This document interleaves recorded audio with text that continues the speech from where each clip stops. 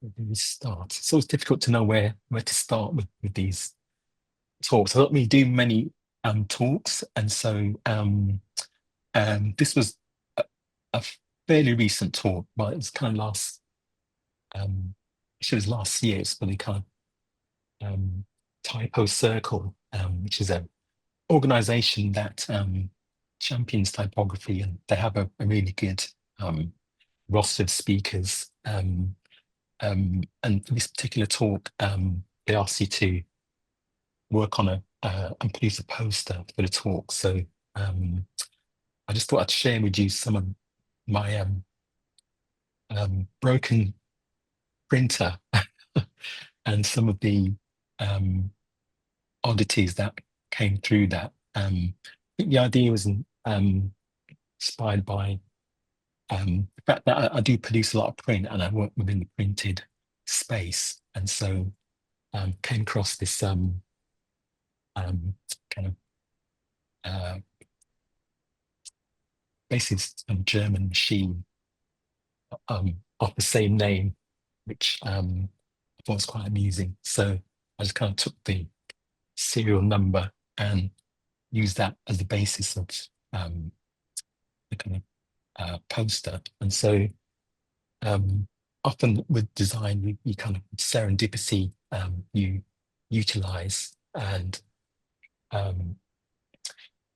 respond to certain things that maybe you come across unexpectedly through process and ideas. And I tend to kind of sketch a lot, and you see that through my presentation, how I kind of tend to kind of document my kind of working progress as well. And so yeah, this was an end result, but it's always about choice in the end of the day, and kind of trying to find a balance between something that communicates and engages and builds a kind of dialogue between you and the viewer. And so so basically had a quite interesting career. I used to work at design agency Spin, and through that gave me the kind of opportunity to really explore cultural projects and variety of kind of clients ranging from Whitechapel Gallery, Nike, MTV. I was previously at Bond Studio, which I'll talk about in a minute as well. But I'm currently working. I'm Pentagram's newest partner in London studio, and so and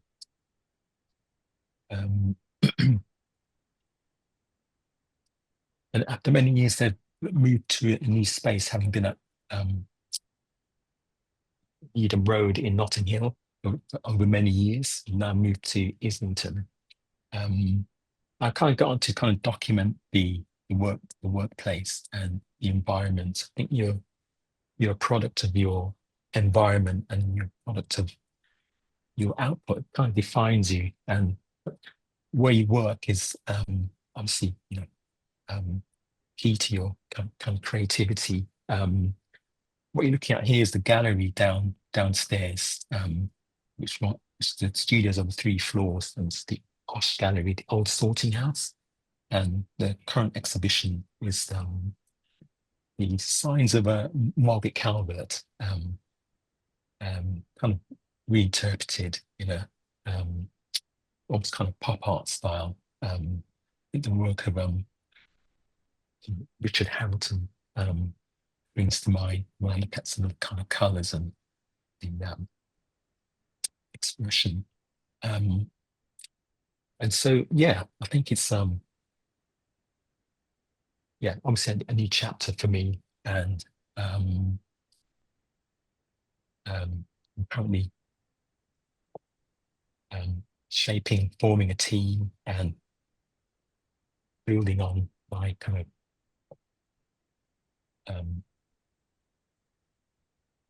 past works. And I think it's an opportunity to work on a bigger scale, on a bigger platform. I'm excited to see what's to come. Prior to that, I've been involved in a series of freelance projects alongside working with the team at Ford Design.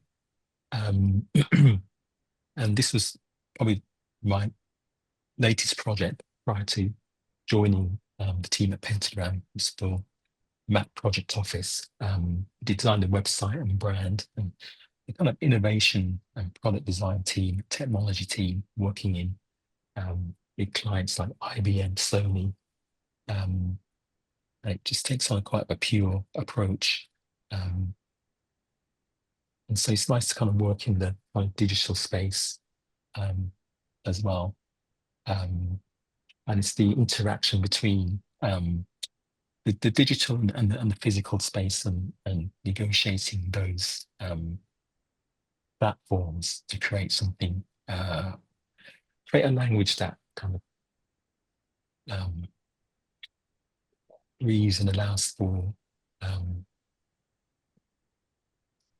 to articulate this, allows you to explore those platforms and build on those relationships between the physical space and the digital, in terms of expression and telling stories and creating a narrative.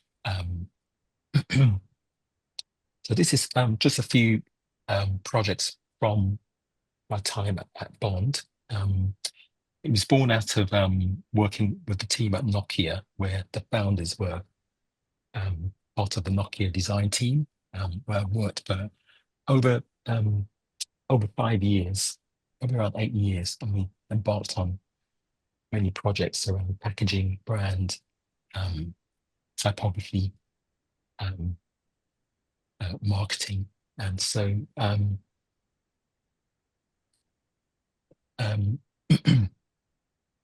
and so Bond was formed in Helsinki, and we were tasked to work with and build the kind of team in London.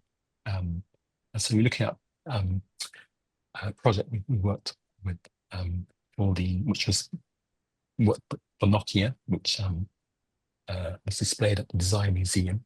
I also worked part-time with Ford Design,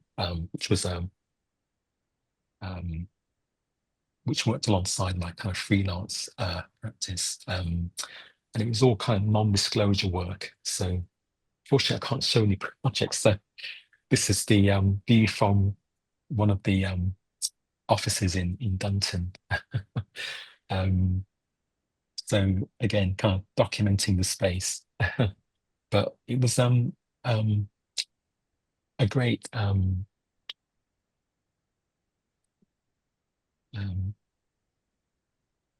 so someone wants to enter the room, so we need to admit someone.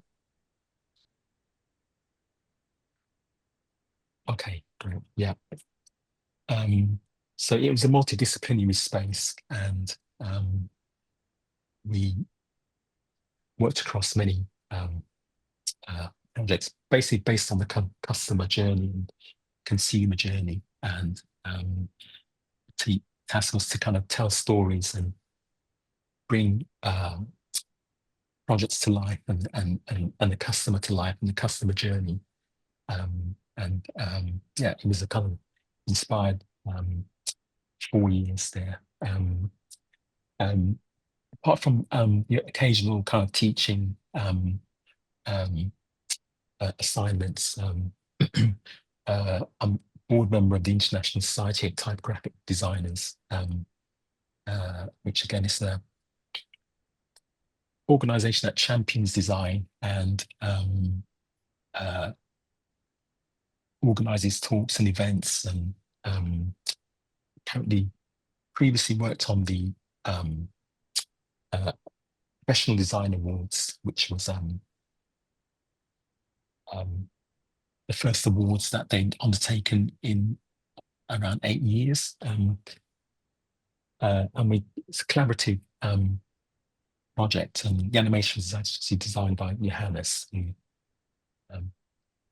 is a kind of part of the ISTD extended family. And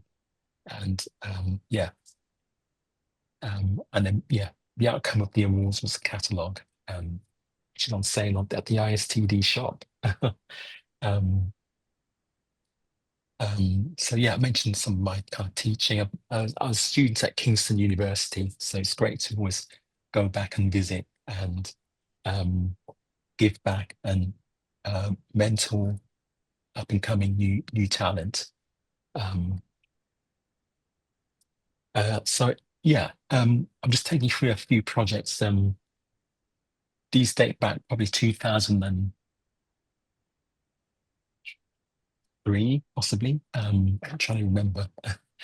But Spin was a great studio to work with, to work for, and the team were great, and embarked on a lot of cultural projects, and there's a real kind of dynamic energy in the studio. We're based in South London, and I think it was about 4 years of my career there, and it's a real learning experience. And throughout that time, I kind of kept a lot of kind of the workings and sketches, which often you don't really see, but I think it's interesting to kind of just show development work and mistakes like this, which was completely kind of again kind of random, but some of that had a beauty about it, which I'd kept. So I think that's kind of part of your kind of journey when kind of exploration and working with clients to kind of realize their ideas and the amount of work that happens in the background, which we kind of take for granted. This was some basically a mock-up for a magazine for Deutsche Bank, which celebrated their kind of art archive, public art, and comes with a series of interviews with different artists and like Rose and Quest, and I think it ran for maybe 4 editions. And so this was a kind of self-initiated project that Spin undertook. It was around the kind of theme of around maps and discovery and getting lost and being a tourist, within the kind of context of design, searching. And so there was a series of fold-out Palić światło? sheets which were all themed and had different themes and ideas around the exploration and tourism and getting lost. So I think process and documentation is something that I continue to do, and so you see throughout a bit of behind the scenes. I often get asked to contribute to whether it's designing the posters to promote a typeface, or this was part of a group show for a typeface for the London Fire Brigade, and it coincided with London Design Week, and being kind of drop shadow caps font uh, I guess trying to find an expression which will emphasize the character of the letter forms, and so again, it's just showing it exploration and we're trying to kind of communicate that through shapes and form, abstraction, um, and reduction.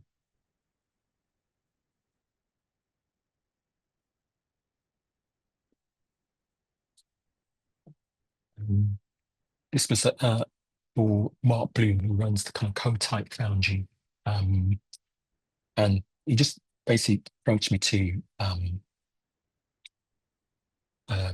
yeah, look at a couple of typefaces that he produced. They're quite prolific in their social campaigns, and so it's often interesting when you get asked to kind of review a typeface and see how you can bring it to life in a new way. And so I guess my background is quite illustrative. When I was at Kingston, I still do love drawing and art, and illustration was a career path that I could have easily pursued. But so I guess, working in design, graphic designer, I'm in a way, I feel like I'm still illustrating in some ways, but just with either letter forms or imagery. And so again, it's just kind of being playful in a way, and at the same time trying to find a way to kind of build and create a series for this particular set of posts.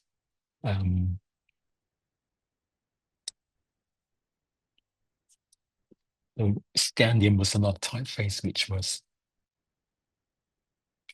part of the brief to help bring to life. And so it's about just contrasting it against other forms, or finding a way to give emphasis to the shape, and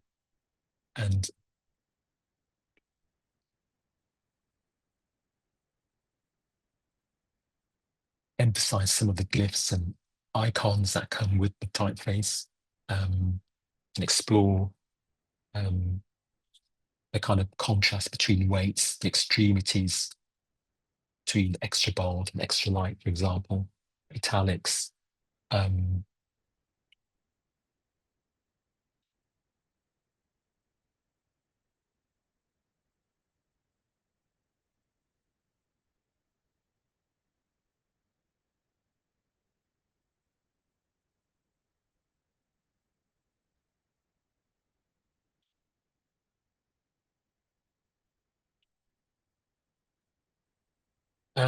So again, just showing a bit of process and sketching and play, which you hear a lot about play and the importance of play and how that can feel, and coupled with discussions and client brief, it's a kind of a constant in the background, in terms of just finding out and discovering a way to express a brand. In this case, TIC, this is Cambridge, this is a cycling apparel company. And these are a series of neck warmers, inspired by their kind of brand typeface, B&G rounded, and taking the those letter forms and creating a pattern which formed the basis of the neck movements, and using a series of colours to distinguish between the set of four. Fluorescence is kind of a key colour that signifies a lot of their clothing and apparel. Yeah, this is one of the many sketchbooks that I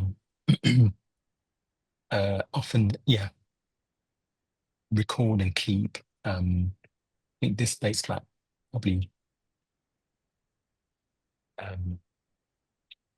again probably late 90s to early 2000s.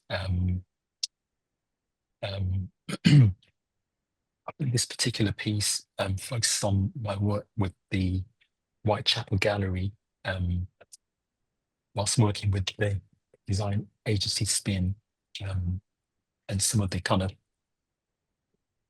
conversations and discussions and tests that went through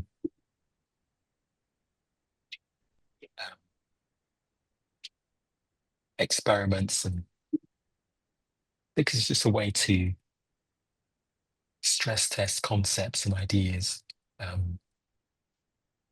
also keep things which, when you refer back to, you kind of forget, and you know,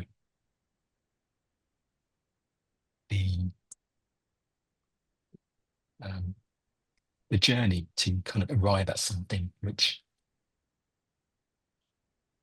hopefully still resonates. And so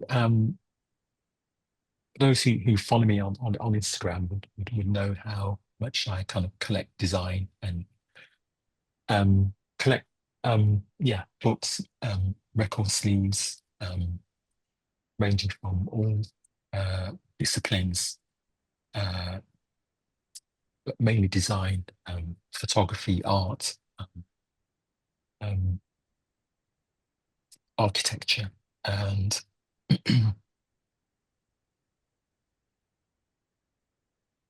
so I think it's just my kind of curiosity, and which I think it's something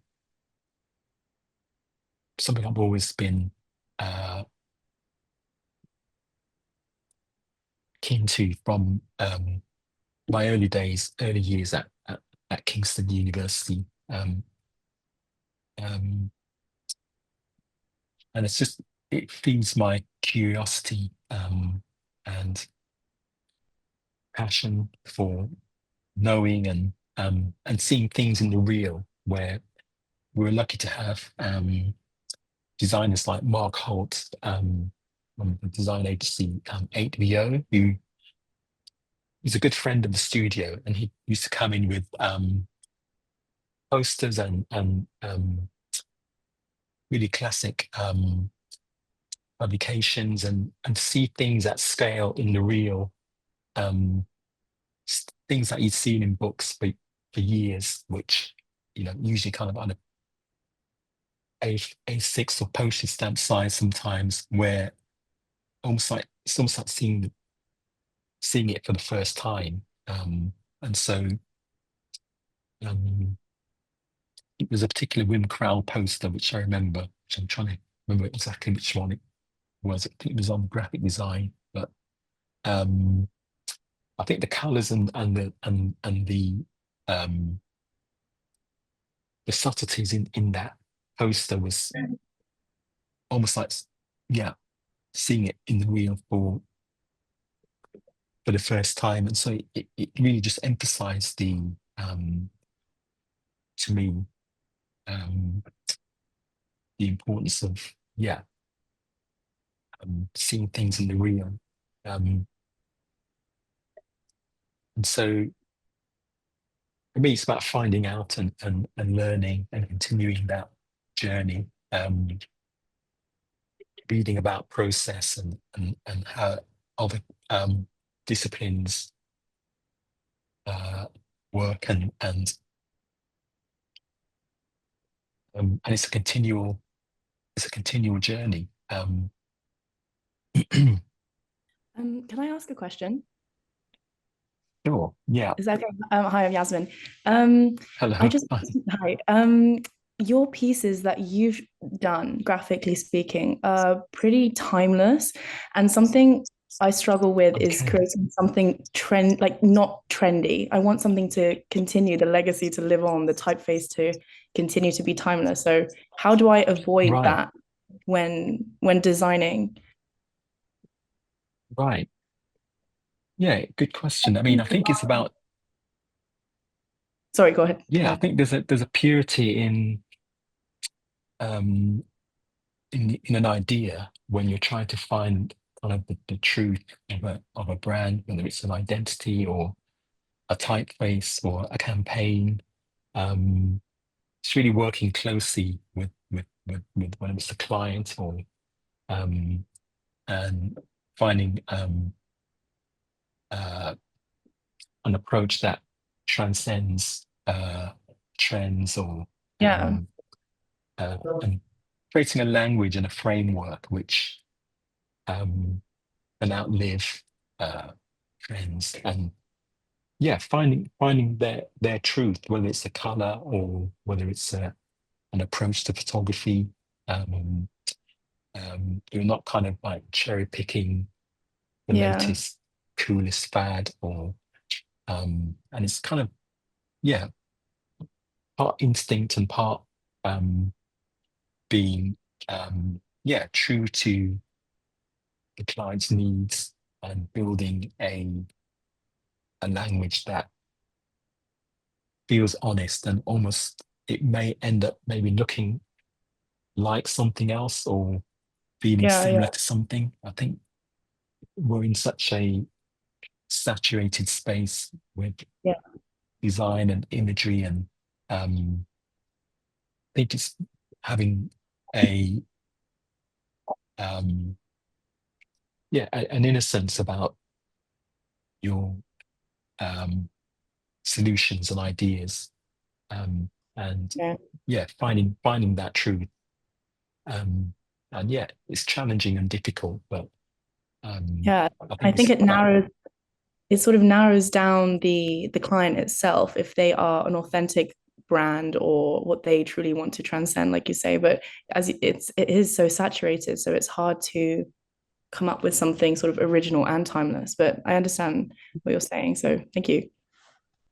okay yeah I mean sometimes things don't have to be timeless either. I think it's about context as well maybe it's fine for some things to be relevant for that moment especially when it comes to social media and um, uh, yeah, it's about messaging and being relevant in that moment as well, which might have a shorter time span. So I think it's being open to the context of what you're creating as well. Um, so yeah, um, yeah. So I just continue to kind of scroll through just rear of time. So this was what you're looking at now are some explorations for the Type Directors Club. Um, and it was based on a yeah the kind of social campaign for TDC 65 and this was a project just as I was kind of my last project with Bond and so um, again it was just basically based on a series of um, different engaging different type boundaries um, um, and again, it was based on just celebrating letter forms and type, basically, bonded together through a kind of limited color palette. Um, and the idea was to create a series of posts, which they were quite prolific in posting almost on a daily basis over kind of 4 to 6 months, I remember correctly. So it needed to have longevity and stretch. And so um, the idea was for it to be quite playful and some were done quite quickly. with varying degrees of success. And it was about getting too precious at some points. And so it was just this kind of mix of letter forms, engaging probably about 8 to 10 type foundries who were generous to kind of donate their fonts to the campaign, and then to create a series of posts um, to encourage entries. And so it started off with gritty types font, Warshine, and so and then as the campaign developed, we introduced more and more fonts, so it became more expressive as the campaign developed. And then there's a whole series of messaging, and there's a student awards that's ran concurrently, and there's a series of deadline posts, um, and there's also different categories: typeface design, communication design, and yeah, showcasing the judges. So there's a lot to communicate throughout the whole campaign, and so through to the certificates, and so yeah, it was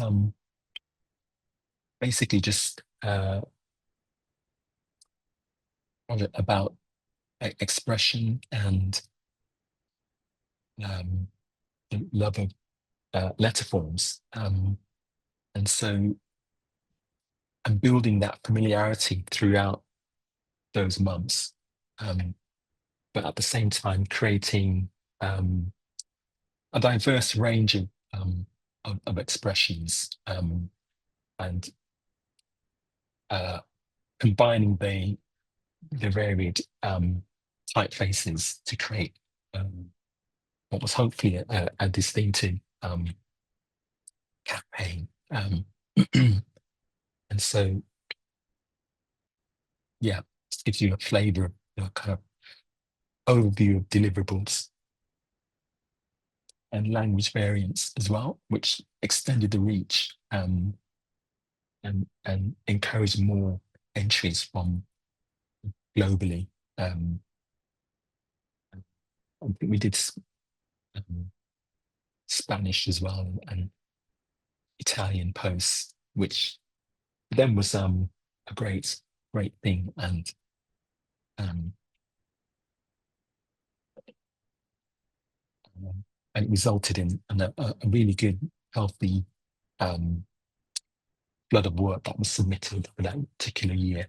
And so you can see Bobby Martin, who was chair for that particular year, and some spreads from the catalogue. And so the photography extended the kind of color palette as well, the kind of to carry that idea through. And yeah.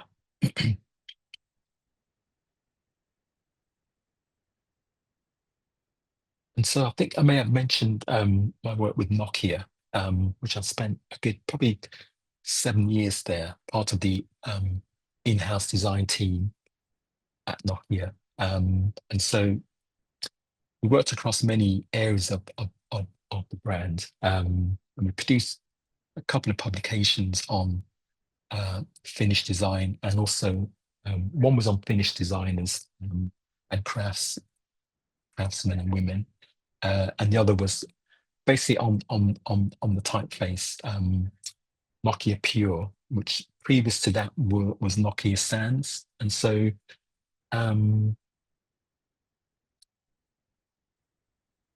so basically I'm just kind of what you're looking at is a few sketches and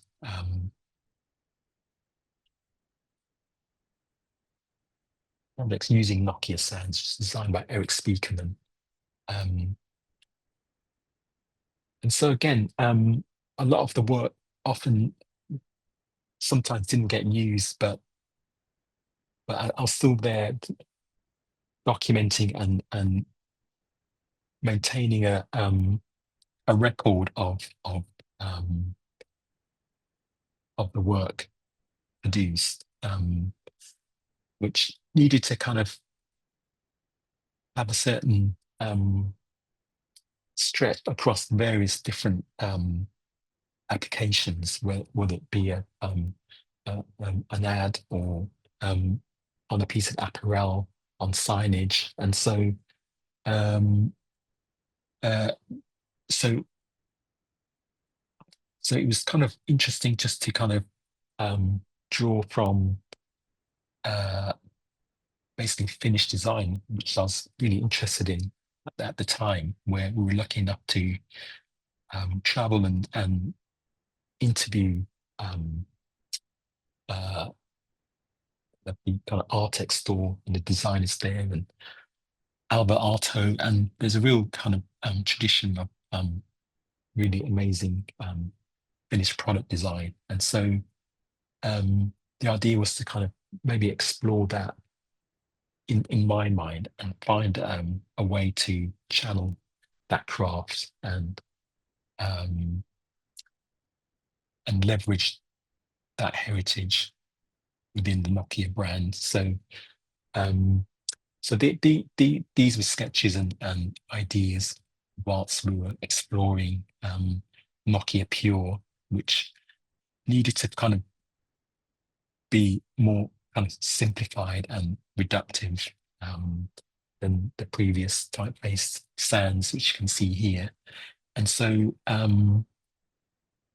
it was kind of a cleaner palette to build from and to express, to become more expressive. And so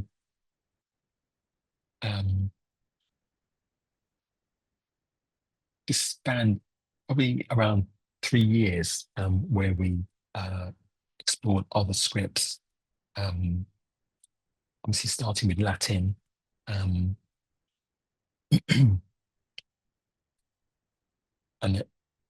exploring color and composition. And that was documented in a publication which gave insight into the process of the making of the typeface and an understanding about the DNA which carried through into other scripts to become Nokia Pure, its new font. And so it was a collaboration with Dalton Marg, and the book documents the journey and also the expression of the typeface and the reach. And yeah, I guess play and experimentation is a kind of constant theme, which kind of informs my approach. This was a kind of timeline situated within an exhibition in Helsinki, documenting Nokia's history. And it's just another way to express the typeface in a new way, maintain the original DNA, but showing where it can go, whether it's within a space or on a product. And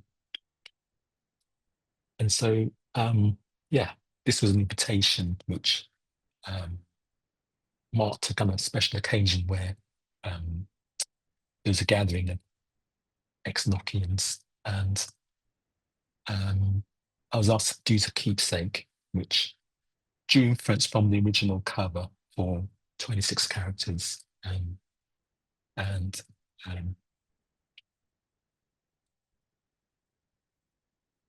so it was nice to work with the typeface again and create a new form of expression. So yeah, I think I might speed through this project, which was Logo Archive. Been working with Richard Baird, and it's kind of a community and an online resource for logos and marks. And every so often, Richard produces a printed version, which works alongside the online resource. And he's worked with other designers to produce pieces. He's worked with Blair Thompson, who produced an amazing piece around Canada, Canadian design, and Bianca Bessel, Jim Sutherland did a version around play, a theme around play. So they're all thematic. And I was lucky enough to be approached by Richard to work on a Japanese edition. And so this was designed probably, I think it was during lockdown. So, and what was interesting about this project for me was to explore the proposition of creating something to complement the kind of online story, which is an ongoing resource, and new logos and stories are being uploaded, and there's articles and written documents and pieces around icons, and I, I took some influence from my archive, which consists of not only books but stamps and first day covers, and we're exploring material at the time, and Japanese papers and subtlety and different stocks, and so it started with, in some ways, the paper, and working with the paper. We're looking at Izumi lamp, which is a kind of designer who I have a lot of time for. And so, and Japan in general, Japanese culture. And so it was an amazing project for me to partake in. And it was a real collaborative effort between me and Richard. We often, talk online and pass notes and discuss. And so it was working with the paper, working through the paper. And rather than one issue from Japan, or we felt something more personable. So Akagari was the term we felt that was more in line with what we were creating. And so it can be, I think, can be interpreted in different ways depending on context. But so this was the first edition, and so rather than stapled booklet like the previous issues, these are a series of folded posters, and some of the logos correspond from each side of the paper. So we'd work with the kind of circular logos which connect when folded, and and this was a dual language edition, which was the first for the publications online. And there's always a section that's highlighted within each publication. In this case, it was the Mitsubishi logo, and it was just an idea of exploring something in a more delicate way, where you're probably more likely used to seeing it in metal on the bonnet of the car, where we kind of reduced it more, or interpreted more in like a leaf almost, and embossed again on kind of Japanese stock. And so, yeah, it was a kind of exercising in subtlety and craft, and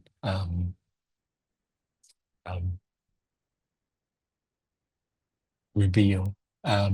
and material. This was a second edition, and so we created a custom mix for the red, and it's printed on a same from the same paper merchant, Takio, which is distributed by G.S. Smith, and there's a few versions printed on another stock, just for um, just for fun. um, okay, I'll quickly run through uh, book project I worked on with Giles Peterson and Paul Bradshaw. That's Giles there. He's the BBC Six Music DJ, and Paul Bradshaw was editor. He used to run a magazine called Straight No Chaser, and this was done by just after the first lockdown, and so it was a kind of part diary, part playlist, and the idea was to document his time during that period as he continued to broadcast shows and put out shows, and so almost became my kind of soundtrack for that time as Giles dropped off many of his records, which form a big part of the book. So, you know, we always talk about music and design and the similarities between the two, and the kind of process of music, making music and making publications and working within the graphic design space. And so, yeah, drawing influence from other kind of books around jazz or I think the brief was fairly open. It was great to work with. And so we just set about trying to kind of capture his stories through a mixture of photography, which was shot on his phone, and documenting a period of time where looking back was, yeah, pretty intense for a lot of people. And so his radio shows became a kind of a source to escape and feel a sense of unity. And often the shows almost became tributes to artists who succumbed to COVID. And so it was great. It was a document in time. And so, yeah, what you're seeing here is from some key spreads and uh, ideas around how to approach the book from a kind of diary perspective, having a timeline that ran across the bottom with excerpts from newspaper cuttings, which gives context to some of the key dates around COVID, which were all part of a series of bulletins. For example, you can see here. And so, so yeah, it was a real eclectic mix of diary entries, found images, and playlists, and newspaper cuttings, headlines, which kind of ran through the book's contents. So there's this kind of odd juxtaposition between the two. And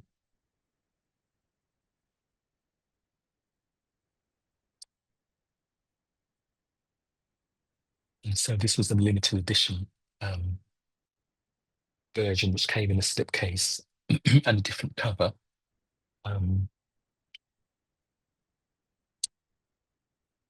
So yeah, I'm continuing to work with Giles on a few other projects as we speak, and so excited about that. So I think this may be the last project I'm going to introduce before we wrap up the questions. But I've been working with Eric Martino, who I've known through my time at Nokia. He used to be a well, he's a DJ as well and musician, and he did run a radio show in Mexico, where he's originally from. He's really kind of an amazing artist in his own right, and he's published his first album, and it's great to be him to yeah, to be approached by Eric to work on it. And so yeah, we had a real uh, connection and shared our influences, not only music but album sleeve design. And I was able to draw from my archive, and he referenced a lot of records that I loved and bands that I liked as well. And so it was a real kind of journey. So um, and so yeah, what you're looking at now is the kind of typeface 2-bit by Muir McNeil, and that kind of formed the basis of the album packaging and messaging. And so it comes in two parts, and so it renders the kind of typeface semi kind of abstract when you extract one of the two parts to create almost like a coded message. And so we went through, yeah, again, many forms and ideas and tests, and again, it's that kind of just creating together and trying things to help connect a story to the music, which was kind of part in, well, informed by some of the wildfires in San Fran. And so there's a kind of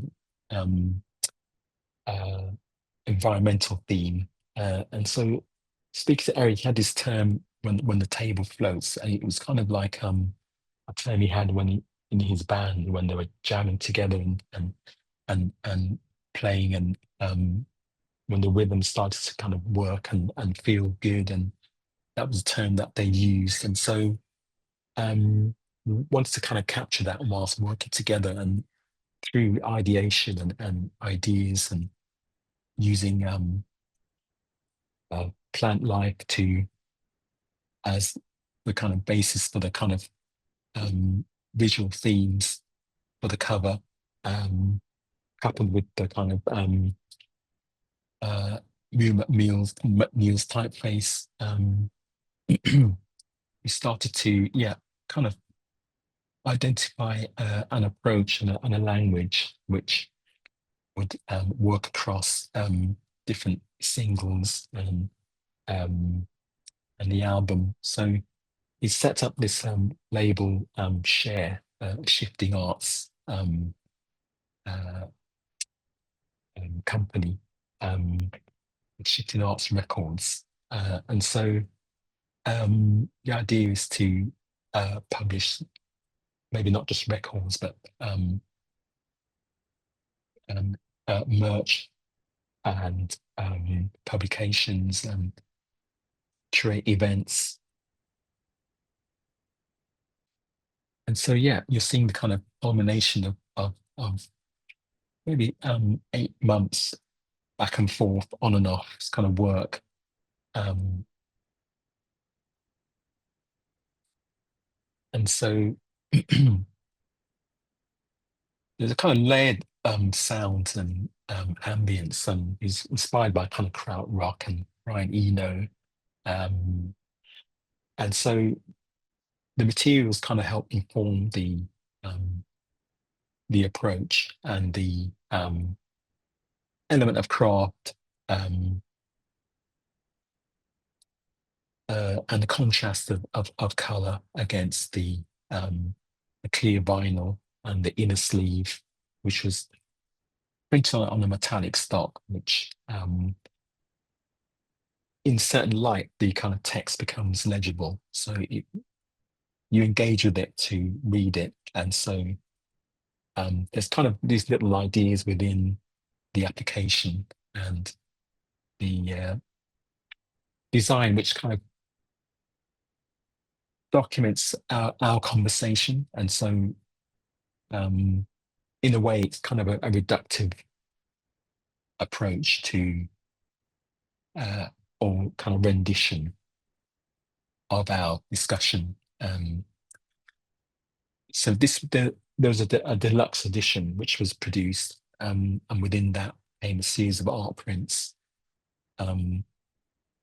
shot by Andrew Hobbs, Andrew G. Hobbs, which is an extension of the cover.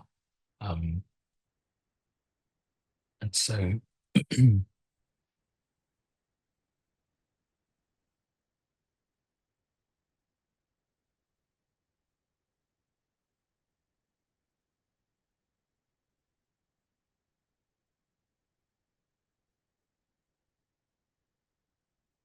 so yeah, the kind of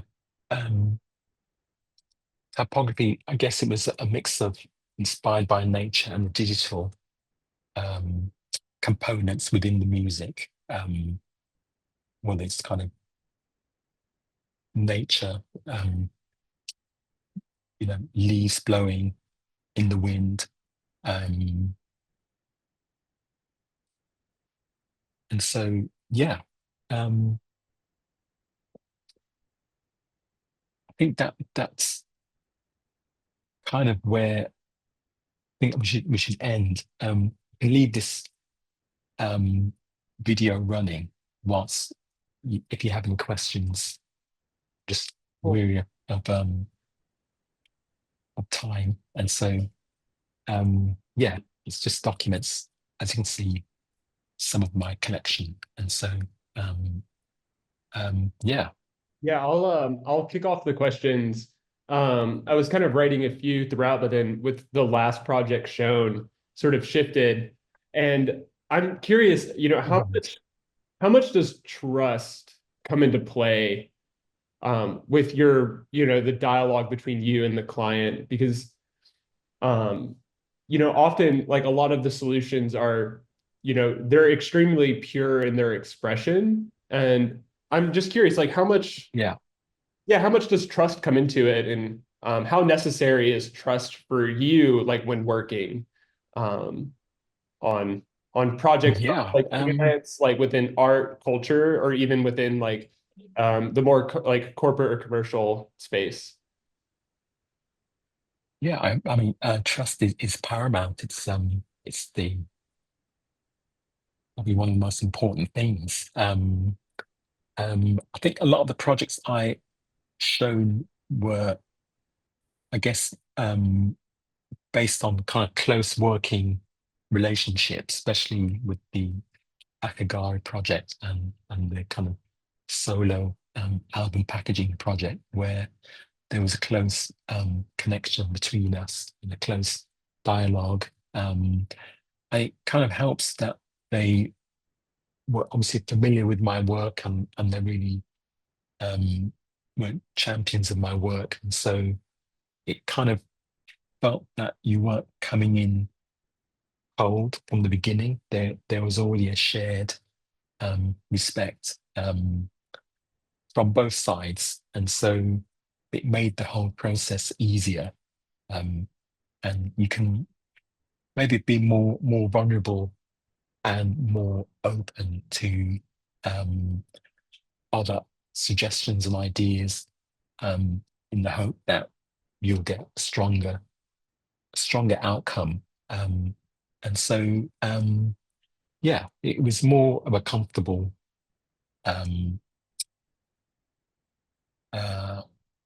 basis to kind of build and share ideas and really spend time to explore avenues maybe that didn't work, but again, those things that are kept and may find a home somewhere else.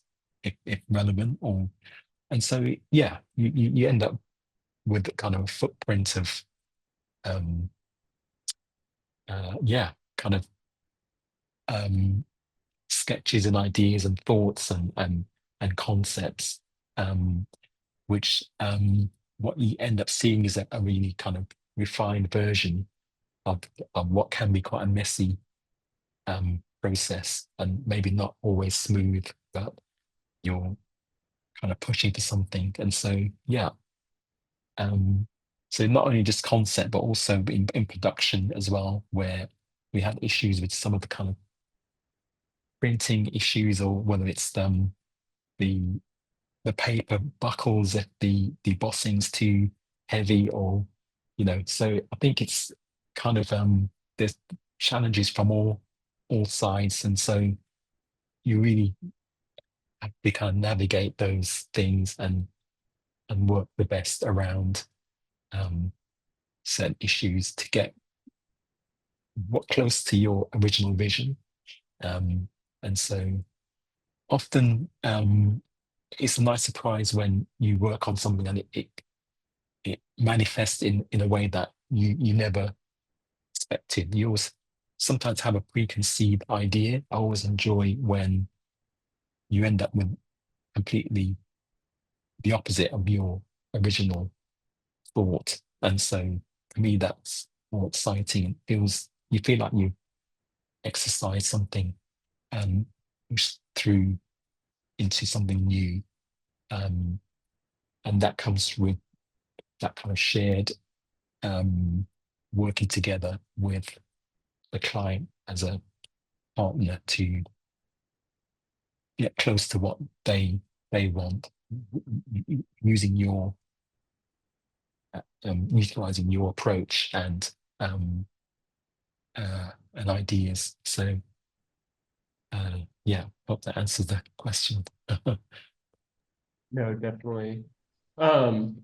In lieu of like another question being dropped in the chat, this leads me to like another thing that, with design, in the work that, designers are largely performing, becoming more and more digital, it's becoming dematerialized. And this negotiation and conversation between, paper mill, paper fabricators, even ink providers and printers, and then people who specialize in print finishing and embellishment. How important is that, to the final product? And like, how do you see your role within all of those different vendors and people part of the process? Yeah, I think it's orchestrating a piece, especially in the backdrop of this kind of digital era that we're all experiencing, AI and the whole thing. You know, often, as you saw, a lot of the projects were kind of print based, not all of them, and so it's something that as a product, when you're putting something out there, always find that the material and the feel, and whether it's digital or litho, it's an extension of the message, and so again, it's kind of what I kind of talked about before, is finding that kind of truth, or and finding a framework or language in which the material and the digital space speak to each other in a way that feels not necessarily bird's copy of each, but there's an opportunity to communicate in a way that connects the two, and so especially with Logo Archive, I was really engaged in trying to counterpoint the digital archive, which is a ongoing endeavor which grows over time. And so and there's value in both, and seeing the value in both, and so investing in the physical piece to counterpoint the online, and it strengthens both kind of mediums in that respect. So and it's always something I'm always interested in that. So like working with MAP Project Office, working on their website, they actually kind of created stamps based, which were kind of 3D printed from the logo, and that was used for within the kind of physical applications. And so I think there's a really kind of rich territory to explore there between the two, and engage with new ways to kind of connect the digital and the physical space together.